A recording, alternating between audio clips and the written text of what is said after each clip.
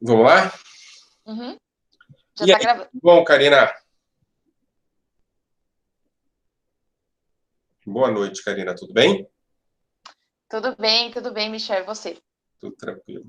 Só para avisar, hoje é domingo à noite, dia 30 de maio. É bom falar sobre isso, porque a gente vai fazer uma reflexão sobre o que aconteceu nas eleições até agora, na formação da coalizão, porque parece que a coisa está caminhando para uma direção, mas em Israel, como em Israel, as coisas podem mudar completamente quando a gente acordar amanhã de manhã. O resultado pode ser completamente outro. Mas o que você acha, Karina? Você estava achando, no início da operação em Gaza e nas terríveis semanas dos confrontos entre árabes e judeus, que o Bibi Netanyahu tinha conseguido reverter o quadro e que ele conseguiria formar uma coalizão com os partidos de direita. Mudou, né?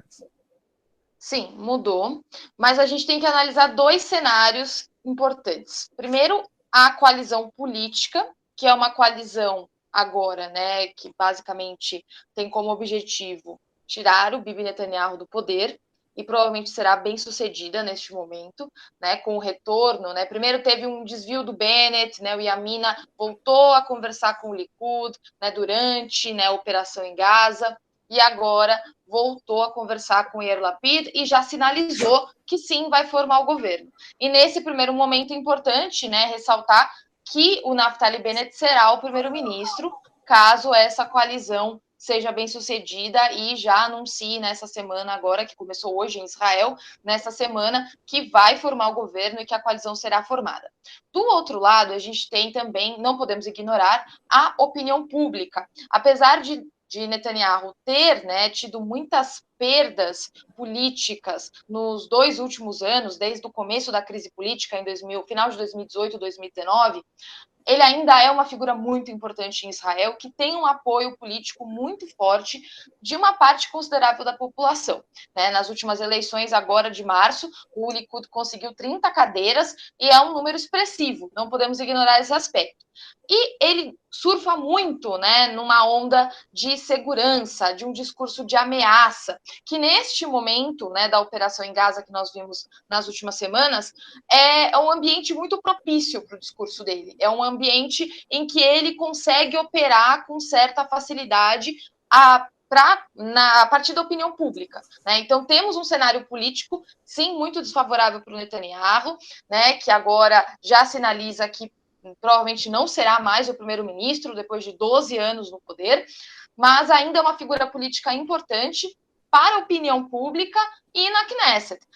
Também temos que lembrar, a gente vai falar disso também, dos processos que ele enfrenta, mas ainda, né, ainda como um homem livre, é uma figura política muito importante. Tem alguns comentaristas, Yadin, o Caspi, que disseram, e essa é a primeira vez que se diz isso de maneira tão objetiva e tão clara, que a operação de Gaza foi uma espécie de seguro para que Bibi Netanyahu avançasse na direção que você está propondo. Ou seja, esses analistas olham para as possibilidades de ruptura que havia naquelas semanas e dizem assim, impossível Netanyahu não ter consciência de que a má condução da polícia em Ramadã, a não tentativa de alteração da data do julgamento no Supremo Tribunal Federal sobre Sheikh Jarrah, a manutenção da ordem de proibição de muçulmanos irem rezar em Al-Aqsa, a manutenção da caminhada das bandeiras, ou seja, tem uma série de questões entre a semana que vai do final de Ramadã até Shavuot, passando por Yom Yerushalayim, passando pela caminhada das bandeiras e pela Nakba e outras datas importantes, que a avaliação que se faz, é impossível esse cara não ter uma noção de que poderia dar problema. E aí, se eles tiverem razão, né, você tem razão. Quer dizer, você está apoiando o que eles estão dizendo.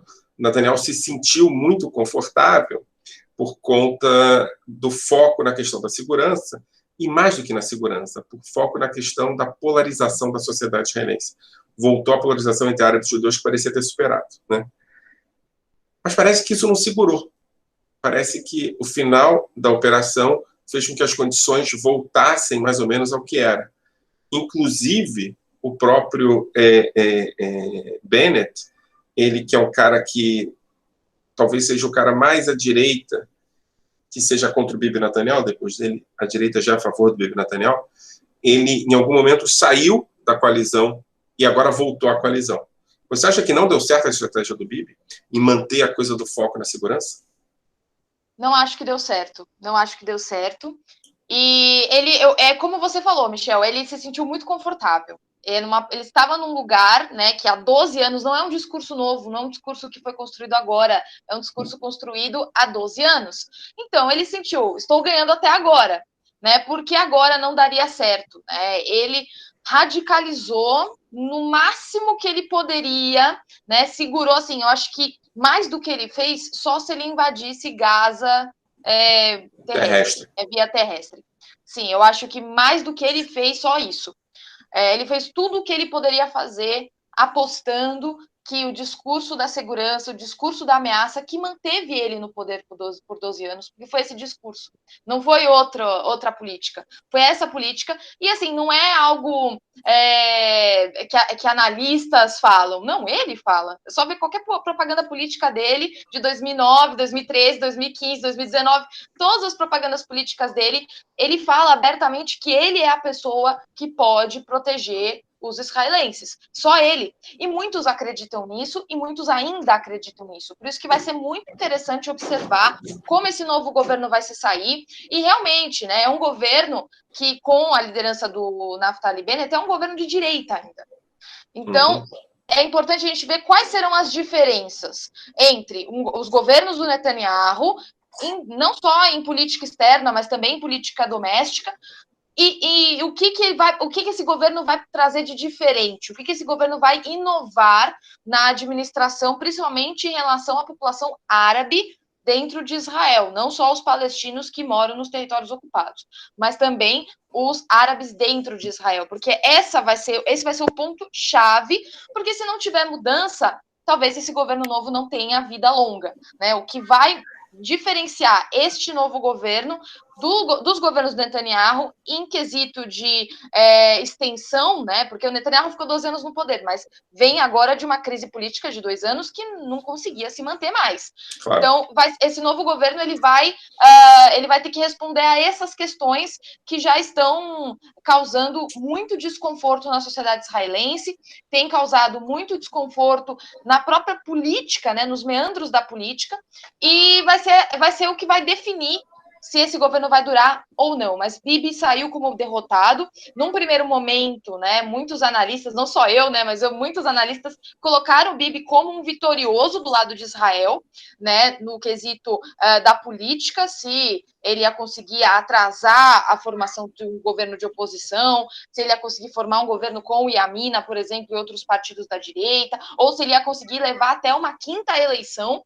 Que para ele é confortável também. Com certeza, por conta do aspecto judicial, né? Isso, no aspecto dos processos que ele tem envolvimento, que ele está sendo julgado. Então, essas eram as alternativas e muitos analisaram que, sim, ele seria um grande vencedor do lado israelense nesse aspecto político frente ao conflito que aconteceu em Gaza. Mas já vemos que não, que vamos dizer assim, a vontade de tirá-lo do poder é maior do que o aspecto de segurança. Por isso vai ser muito interessante ver esse novo governo, o que ele vai trazer de novo. Como que ele vai se sair frente a esse discurso que foi muito bem sucedido na última década. A gente já vai falar sobre o governo de direita ou não. Só antes, a partir daquela coisa que você está dizendo aí, que Bibi vende dificuldades, não, como é que é? Propõe dificuldades para vender facilidades, né? Aquele cara que vende picolé e depois copo d'água.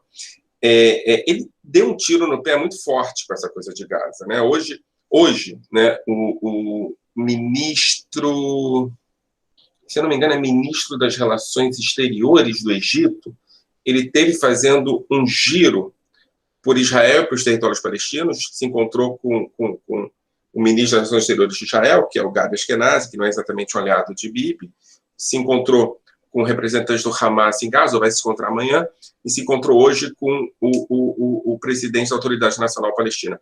Ou seja, ele está tentando evitar que haja mais um confronto e está querendo propor uma hudna de longo prazo. Bibi não esperava isso, não esperava a pressão internacional pelo fim dos ataques em Gaza, e não esperava que isso fosse produzir, na minha avaliação, não esperava um fortalecimento do Hamas, a ponto do Hamas agora estar sendo tratado como elemento estatal. Não é? Está sendo discutido assim, a Autoridade Nacional Palestina, o Hamas e Israel. A Autoridade Nacional Palestina, inclusive, voltou a se fortalecer por conta da visita do Egito. Ou seja, ele mexeu numa casa de marimbondos, não é, Karina? Sim, com certeza. Por quê? Porque todo o discurso do Bibi, toda a narrativa que ele construiu nos últimos 12 anos era de enfraquecer a Autoridade Nacional Palestina, o que, de certa forma, fortalece o Hamas. Né? Então, eu sei que muitos acham um absurdo dizer que o Hamas é fruto israelense, mas é inegável que essa narrativa que o Netanyahu construiu na última década fortaleceu o Hamas, porque enfraqueceu a Autoridade Nacional Palestina. Então, quando ele coloca muitas vezes de que não haveria do lado palestino nenhuma frente para negociação, porque o Hamas é terrorista e porque a ANP é fraca, ele fortalece o Hamas. Ele fortalece a tática, né, que o Hamas impõe no conflito. Né? Ele coloca, então, se não tem como negociar, então vamos partir para a violência. Né? Então, é muito isso que acho que falta um pouco, né, na análise em geral, vamos dizer assim, da mídia mainstream. Não se fala muito isso. É um jogo... Por isso que assim, muito se fala que é complexo, mas ninguém aborda de fato a complexidade. A complexidade é essa, que o discurso do Netanyahu fortalece o Hamas, fortalece no cenário internacional também. Porque o Hamas, ele solta os foguetes, ele realiza atos terroristas? Sim, realiza, isso é inegável. Mas quando Israel reage, né, de uma forma desproporcional, o Hamas ganha no cenário internacional, ele ganha na narrativa, porque as imagens que circulam internacionalmente são dos civis sendo afetados em Gaza, são dos civis mortos, das casas destruídas, dos prédios destruídos, e quem destruiu? Foi Israel com o ataque, com revide ao ataque do Hamas. Então, essa falta essa falta de profundidade na análise que realmente auxilia o Netanyahu. Porque quem realiza isso? O Netanyahu. E Netanyahu não sabe da estratégia do Hamas? Sabe, muito bem sabe, mas isso o fortalece politicamente. Só que dessa vez não deu certo. Ele era tão confiante dessa estratégia, deu certo em 2014, que ele ganhou as eleições em 2015, né? Deu certo nos últimos 12 anos. Né? O maior conflito foi em 2014, por isso que eu estou citando, né? Mas agora deu errado, agora não funcionou da maneira como ele previa, né? E internacionalmente tem uma pressão muito grande. Novamente, Israel vai sofrer uma condenação no Conselho de Direitos Humanos da ONU. Isso prejudica para acordos internacionais. Os Estados Unidos agora não são mais governados pelo Trump, são governados pelo Biden, que tem uma postura diferente em relação ao conflito, né, e a Israel do que o Trump tinha. Então, isso tem que ser considerado. Os atores mudaram. Né, pois as variáveis mudaram, né? É isso que às vezes me assusta na incapacidade que uma figura tão inteligente quanto o Benjamin Netanyahu e que eventualmente tem capacidade de entender que as variáveis mudaram. Quer dizer, Biden muda tudo no jogo, não é? E mais do que isso, quer dizer, Gaza foi neutralizado, você agora tem pressão internacional para que não haja mais confrontos em Gaza, o Hamas não tem mais interesse porque saiu muito forte, mais um pouco ele se enfraquece por conta das perdas que ele vai ter, o Egito entra como um interlocutor legítimo, a Autoridade Nacional Palestina volta a ser uma referência, e o Bibi Netanyahu passa a ser mais uma peça desses jogos, o que estrategicamente enfraquece Israel. Agora, como não demorou muito, não é, Karina?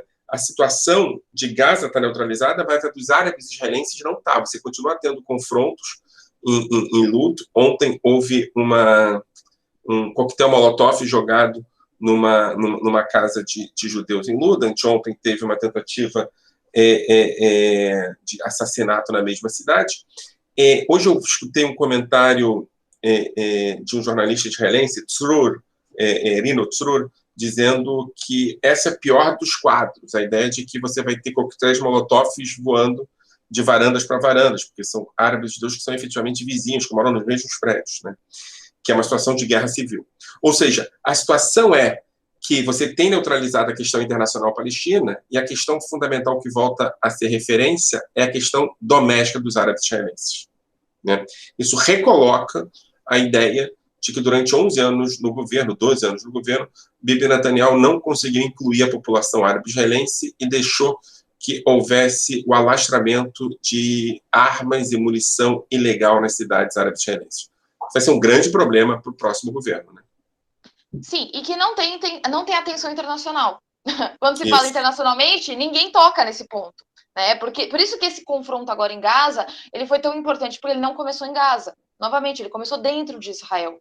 E não se fala muito nisso. E esse é o ponto principal que o governo atual vai ter que lidar, né? É importante que os árabes estejam representados, enfim, no governo, porque isso nunca aconteceu, né, na história de Israel. Você não teve representação de fato dos partidos árabes, né, dentro do governo, sempre foram oposição. Então é muito importante que tenham ministros árabes, que se abra um ministério sobre assuntos árabes, né, que se discuta de fato ali o elefante na sala em Israel, que nunca se foi discutido.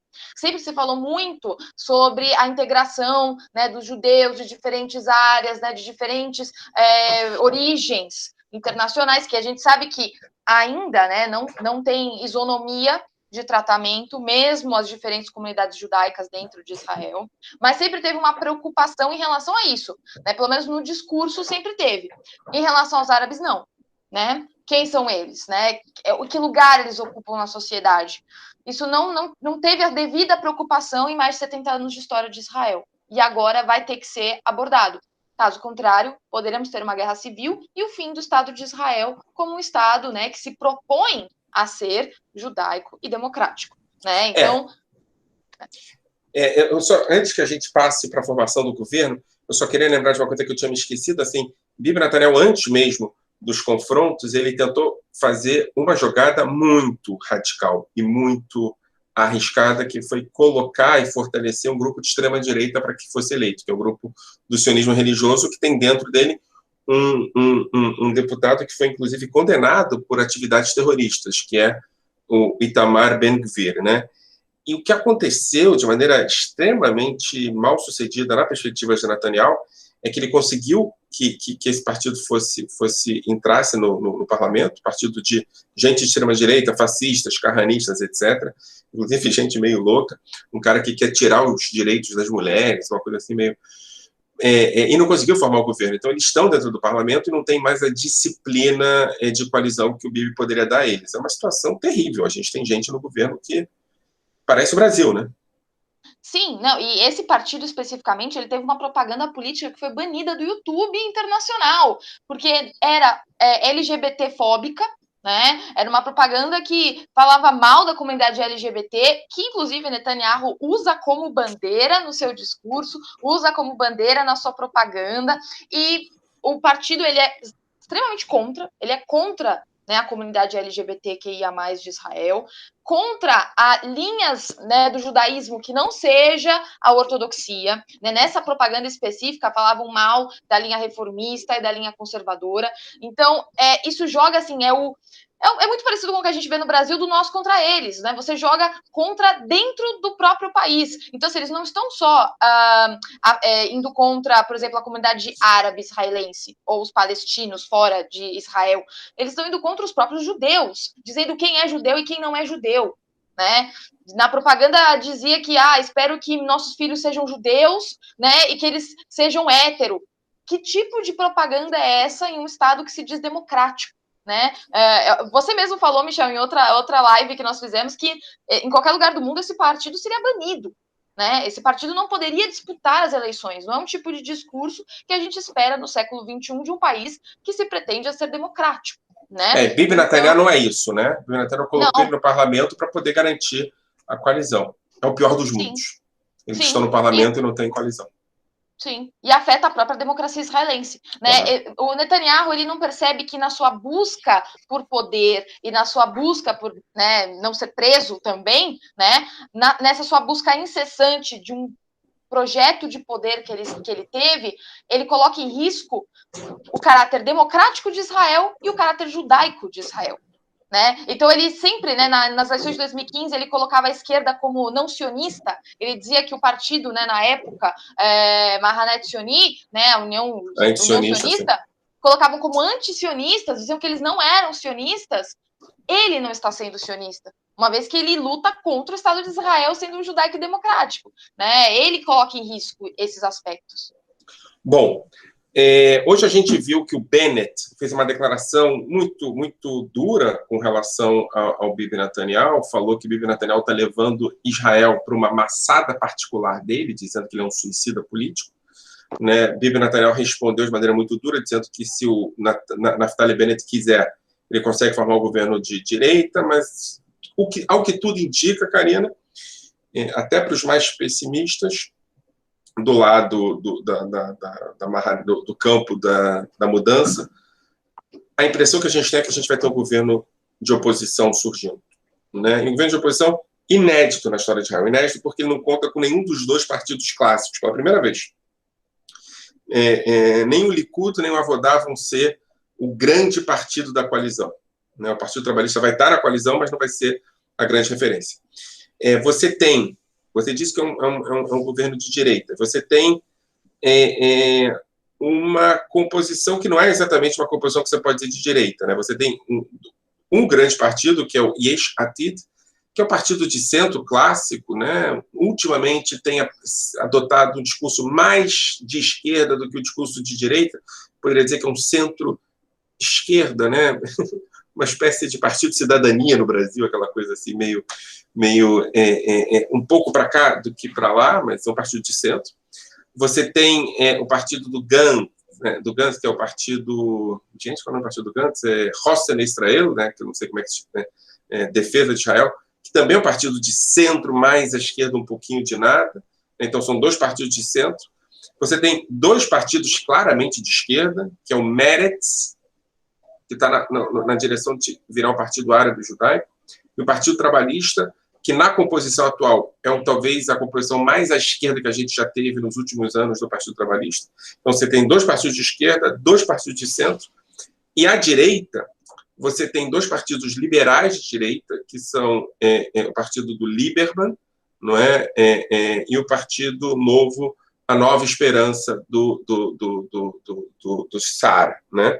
Então, você tem dois partidos liberais de direita. E tem um partido, sei lá como é que eu defino, mas um partido talvez de direita radical, com um discurso mais tradicionalista, que é o partido do Bennett, né, com a Chaqueta. Né? É uma confusão ideológica isso aqui. Sim. Além disso, você tem negociações avançadas com o Partido Árabe, que é o partido do movimento islâmico. Dá para dizer que é um governo de direita? Dá para dizer que é um governo de esquerda? Ou a impressão que você tem é que é uma coisa híbrida, uma frente ampla de transição em relação a...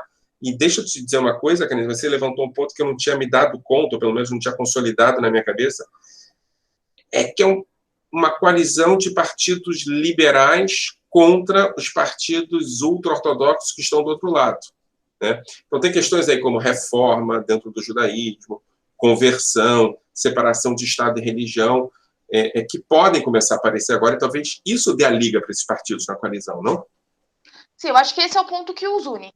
Eu acho que esse é o ponto. É um governo de união nacional, né, a chamada Frente Ampla, que a gente tem no Brasil, que escuta tanto, né, Frente Ampla. Eles conseguiram, é um governo de frente ampla, que eu acho que o que os une é o aspecto religioso. Né? Então, é a saída dos partidos que se colocam como uma bandeira religiosa, mas a gente tem que lembrar que o Naftali Bennett era do Rabat Hayudi, que era um partido religioso. Né? Mas saiu, né? Mas saiu, exatamente. Então, assim, não sei muito como que o Bennett se coloca nessa questão agora veremos no novo governo, né, se de fato se consolidar como esperamos. Mas não tem nenhum partido que coloque a bandeira religiosa, né, como a principal bandeira do partido. Não temos nesse novo governo, né, não temos nessa possível aí coalizão que está se formando. Isso é importante, porque tem diversas questões hoje na sociedade israelense que entram, né, que o entrave é a questão religiosa. Por décadas, né? Isso a gente não pode colocar que é só uma responsabilidade dos governos do Netanyahu. Por décadas, os partidos religiosos, né, dos ultra-ortodoxos e ortodoxos, né, dos Haredim, por exemplo, estiveram, né, como parte dos governos. Então, tiveram ministérios, eles que lidaram, ainda são questões que é da vida cotidiana das pessoas que são definidas pelos ultra-ortodoxos, mesmo para quem não se considera ortodoxo ou ultra-ortodoxo. Então, por exemplo, questões de casamento, questões de conversão, questões de divórcio, questões, assim, de fato, da vida individual ali das pessoas e que ainda é mediado pela ortodoxia, né? Pela Rabanut, né? Principalmente questões de casamento, etc. Então, muitos israelenses têm que sair de Israel para casar, o que é um absurdo. Você não pode casar no seu próprio país, porque você tem que se casar na ortodoxia judaica se você for judeu, né? E se você não for judeu também, você teria que se converter na ortodoxia para poder se casar. Então, assim, realmente são alguns pontos que vai ser muito interessante observar esse novo governo, como vai se sair. Questões, por exemplo, do serviço militar para os Haredim, que é uma questão que já foi muito debatida dentro da Knesset, levou ao fim de um governo em 2018. Então, assim, é realmente um ponto que esses partidos vão ter que dialogar, e eu acho que isso os une. Então, esse é um ponto importante, né, que dá ali uma liga, apesar de serem partidos muito diferentes, com visões muito diferentes sobre economia, sobre políticas sociais, sobre políticas de segurança, sobre política externa, né, são partidos que se unem nessa linha, vamos dizer assim, não digo laica, não acho que é laica, mas é mais secular.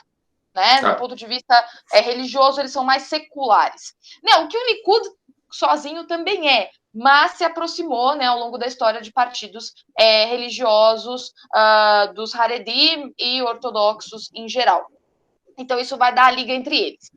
Mas eu vejo esse como um governo de transição. Eu, assim, não acho que vai durar 4 anos. Posso estar errada, mas não acho que vai durar os 4 anos. Mas ele é um governo importante, é um governo que vai apontar uma direção para uma nova era política em Israel. Apesar de não ter o Likud ou a Vodá, que sempre foram os principais partidos em Israel, na liderança, né, da coalizão, é um governo que vai apontar para um novo caminho político, uma reforma política, não de fato, né, mas não necessariamente de fato, né, uma reforma política como a gente pensa, mas uma renovação, acho que essa palavra é melhor, uma renovação política em Israel para a próxima década, né, e vamos dizer, para o próximo meio século, né, vamos dizer assim, de política. É um governo de transição. Talvez o próximo tenha uma cara mais definida do ponto de vista ideológico. Né? Esse não tem muito ainda, e a gente vai ter que esperar para ver. Eu estou muito curiosa para ver como eles vão lidar com questões de política externa, com questões de política doméstica, mas a questão religiosa eu acho que aponta para uma direção de um secularismo maior. Eu fico pensando, parece que você chama de transição, é a transição mesmo, eu acho, a tentativa da criação de uma nova direita e de uma nova esquerda no pós-Bibi Netanyahu, não é? Quer dizer, tem uma direita nascendo aí, né? Tem 2 arquitetos desse governo, um arquiteto de direita e um de centro, que é Lieberman e Yair Lapid, né? Que, inclusive, dançaram muito juntos para evitar que as questões pessoais deles derrubassem o governo. Yair Lapid foi muito mais votado. A gente vai ter pela primeira vez na história de Israel um primeiro-ministro, provavelmente, que teve 7 cadeiras na eleição. Quer dizer, e Yair Lapid abriu mão. Quer dizer, tem aí uma arquitetura do Yair Lapid para ser a grande referência da grande liderança do campo da centro-esquerda no pós-Bibi. Né? Eu acho o Bennett fraquíssimo. Eu acho que ele está entrando como primeiro-ministro muito enfraquecido. É um cara que não tem posição. O grande nome do partido dele é a Ayelet Shaked, a antiga ministra da Justiça, não ele. Eu acho que ele é uma espécie de transição mesmo. Assim. Ele vai fazer a primeira parte do primeiro-ministro, justamente porque ele não é muito ameaça. Mas eu acho que Gideon Sa'ar e Lieberman são os grandes nomes da nova direita em Israel. Sabe o que eu fico pensando?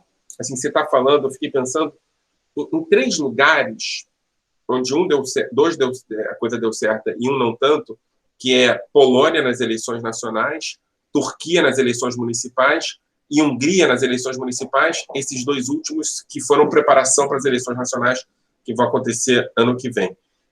Onde você teve uma frente amplíssima, muito parecida com essa, de partidos de direita nacional e partidos socialistas e comunistas, juntos para derrubar os projetos da extrema-direita. Eu acho que Israel entrou nessa nova lógica. Assim. A única questão que eles têm em comum é a perspectiva que você chamou de secular e a ideia de que Bibi Netanyahu é um projeto que tem que ser derrubado no governo.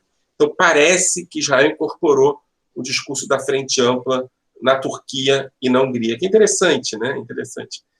Esse é um movimento internacional, na verdade, né? Não sei se veremos isso no Brasil, mas é um movimento internacional. Da mesma forma que a gente viu ao longo, né, da década passada, né, de 2010, nós vimos, né, uma perda grande da esquerda internacionalmente e uma guinada de uma direita nacionalista. Isso, assim, vimos nos Estados Unidos, vimos no Brasil, Hungria, Polônia, Reino Unido, né, diversos países, tanto do Ocidente quanto do Oriente, vimos essa guinada de uma direita nacionalista e uma perda de espaço da esquerda em muitos, né, países, em Israel também, né, apesar do Netanyahu já estar desde 2009, a gente foi vendo o Avodá perdendo força ao longo dessa década, né, muito, né, significativamente, e agora a gente vê um movimento, não digo oposto, mas um movimento de união nacional para a retirada desses governos mais nacionalistas. Os Estados Unidos foi o pioneiro, né, então isso liderou, e Estados Unidos a gente não pode, né, negar, né? Estados Unidos é referência internacional, a gente não tem como esconder isso. Então, a saída do Trump, né, e a entrada do Biden representa bem esse movimento que a gente pode ver internacionalmente. E vimos, né, como você falou mesmo, em Turquia, Hungria, Polônia e agora Israel também. Interessante. 2 últimas questões. A primeira questão, os árabes, né? Parece que a gente vai ter pela primeira vez na história, me disseram que era a segunda vez na história, mas eu não localizei, um árabe palestino muçulmano como ministro. E não é qualquer ministro, vai ser ministro da Cooperação Internacional, que é uma espécie de ministério das relações exteriores para a região, que vai ser Issaoui Fresh, que é um cara do Meretz, um cara de esquerda, etc. Interessante isso, né? E que há possibilidade de ter um segundo ministério para assuntos árabes que está sendo guardado para o partido. É tão ampla essa história que vai ter, provavelmente, até o partido do movimento islâmico entrando junto com Bennett no governo, que é uma loucura, né? Sim, com certeza. Por quê? Porque o Bennett, né, ele já era de um partido, né, como eu falei, do Rabat Haredi, saiu, e no Rabat Haredi ele tinha um discurso, em 2013, isso foi muito forte nas eleições de 2013, um discurso de anexação da área C da Cisjordânia, né? Ele deu uma aliviada no discurso dele nos últimos 2 anos, mas vai ser muito interessante ver um governo com ele e alguém de um partido árabe, né, liderando aí um ministério de assuntos árabes. Mas esses 2 ministérios, eles vão ser junto, acho que o Ministério também da Defesa, sempre em Israel, e o Ministério das Relações Exteriores, vão ser os 2 principais, assim, assuntos, né, em Israel agora para esse governo de transição. Árabes israelenses, né, como a gente já falou, e relações com a região, né? Como que vai ser construído? Vai ter diálogo com a ANP agora? Será que vão sentar com a ANP? Também tem as eleições palestinas, que foram suspensas, mas que devem acontecer em breve. Como que isso vai mudar o quadro na região? Vai ser muito interessante ver como que o Bennett vai lidar com isso. Também estou surpresa com um primeiro-ministro tão, sim, não vou dizer assim, acho forte falar que ele é fraco, né? Mas perto do Yair Lapid, ele realmente é uma figura secundária, né? Então, e o Gideon Sa'ar também aparece muito mais forte do que ele. Vai ser interessante ver se ele vai ficar os 18 meses mesmo, se vai ter uma outra negociação, talvez o Yair Lapid assumir mais cedo, né? Eu acho que esse governo era a cara do Yair Lapid, eu acho que ele era o rosto para liderar essa transição.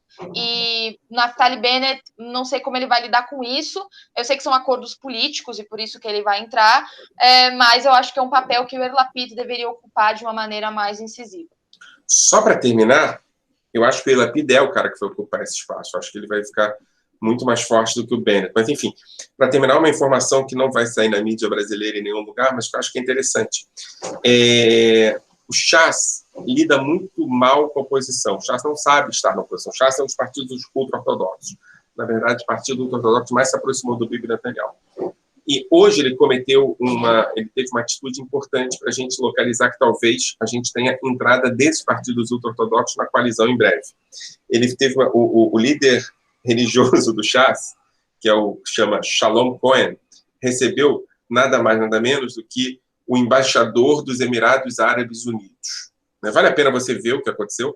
Além de ter tido conversas muito potentes, do cara do Chas ter feito uma bênção, conversaram em árabe, porque o Chas é um partido de judeus que vieram dos países árabes, então foi muito interessante, né, em termos antropológicos, mas em algum momento, por iniciativa do rabino Shalom Cohen, por iniciativa dele, ele falou, olha, os judeus não podem entrar na esplanada das mesquitas, no Monte do Templo. Eu sou contra isso. Então já está, na minha opinião, se preparando para entrar na coalizão. Só para a gente ficar de olho nisso. Sim, é importante porque o Chas, apesar de ser um partido religioso, numa agenda social ele é muito de esquerda, né? No Brasil seria super esquerda, né? Então, e foi da base do Rabin já, né? Quer dizer, ele é um partido camaleão. Enfim, só para a gente ficar de olho, muita coisa vai acontecer. Eu só queria conversar com você hoje, porque a gente está sob efeito dessa cambalhota política em Israel, uma coisa impressionante. E vamos continuar conversando na semana que vem, Karina. Com certeza. Valeu. Boa semana. Tchau, gente. Tchau, tchau. Valeu.